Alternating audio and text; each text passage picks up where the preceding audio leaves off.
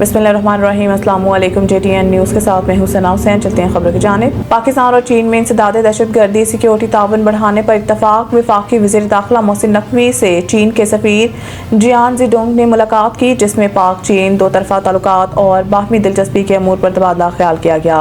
चीन के सफ़ीर ने इस्लामाबाद में खुदकश हमले की मज़म्मत की। उन्होंने कीमती जानों के ज़िया पर इजहार ताज़ियत करते हुए कहा है कि वज़ारत ख़ारजा के तर्जुमान ने भी इस वाक़े की मज़म्मत की है। मुलाकात के दौरान इंसदाद दहशतगर्दी और सिक्योरिटी ताउन मज़ीद मजबूत बनाने पर इत्तफाक किया गया। इस मौके पर वज़ीर दाखिला मोहसिन नकवी ने कहा कि पाक चीन ताल्लुकात बाहमी इत्तमाद एहतराम पर मबनी है। चीन पाकिस्तान का वो बाइत्तमाद दोस्त है जिसने हर मुश्किल वक्त में साथ दिया है। पाकिस्तान दहशतगर्दी से सबसे ज्यादा मुतासिर मुल्क है। चीनी सफ़ीर जियान ज़िडोंग ने कहा है कि पाकिस्तान के साथ भरपूर ताउन जारी रखेंगे। वफाकी आईनी अदालत के लिए 3 बेंच तश्कील दे दिए गए हैं। मजीद 2 जजिस ने हलफ उठा लिया। वफाकी आईनी अदालत के बेंच 1 में chief justice Aminuddin Khan, justice Ali बाकी नजफी और जस्टिस अरशद हुसैन शामिल हैं। बेंच 2 में जस्टिस हसन रिजवी और जस्टिस के आगा शामिल हैं, जबकि बेंच 3 जस्टिस आमिर फारूक और जस्टिस रोजी खान पर मुश्तमिल है।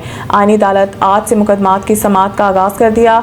आईनी अदालत के जजेस जस्टिस आमिर फारूक और जस्टिस हसन असर रिजवी सेकंड फ्लोर पर बैठेंगे, जबकि इस्लामाबाद हाई कोर्ट के जस्टिस मोहम्मद आसिफ और जस्टिस खादिम हुसैन सोमरू की अदालतें भी सेकंड फ्लोर पर कायम की गई हैं। अदालतों की मुंतकली के बायस 2 जजेस की समाअत की कास्ट लिस्ट मनसूख कर दी गई है, जिसमें जस्टिस मोहम्मद आसिफ और जस्टिस खादिम हुसैन सोमरू की कास्ट लिस्ट शामिल है। वफाकी अदालत के 2 जजेस जस्टिस रोजी खान और जस्टिस रिटायर्ड अरशद हुसैन शाह ने हलफ उठा लिया। चीफ जस्टिस अमीनुद्दीन खान ने नए जजेस से हलफ लिया। वफाकी आईनी अदालत के जजेस की तादाद अब 7 हो गई है।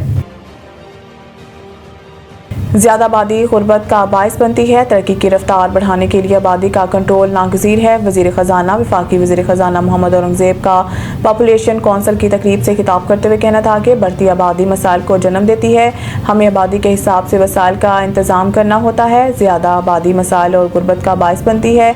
मोहम्मद औरंगज़ेब ने कहा है कि पाकिस्तान की मईशत मुस्बत सिमत में गामज़न है।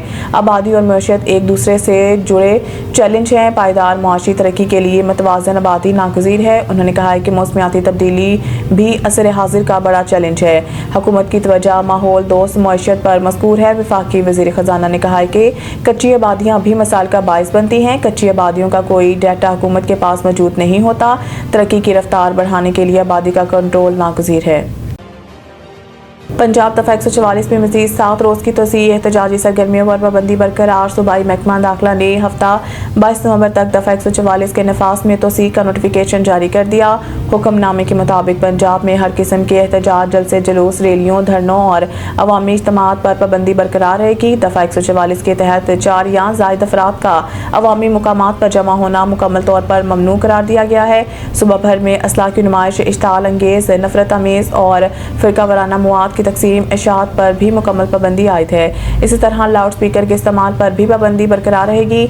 अलबत्ता सिर्फ अजान और जुमे के खुतबे के लिए इसकी इजाज़त होगी। नोटिफिकेशन के मुताबिक शादी की तकरीबात, जनाजे और तदफीन पर इस पाबंदी का इतलाक नहीं होगा, जबकि सरकारी फ़राइज़ अंजाम देने वाले अफसरान, एहलकार और अदालतें भी मुस्तस्ना हैं। महकमा दाखिला पंजाब का कहना है कि यह फैसला अमन व अमान बरकरार रखने, इंसानी जानों और अमलाक के तहफ़्फ़ुज़ के पेश नज़र किया गया है।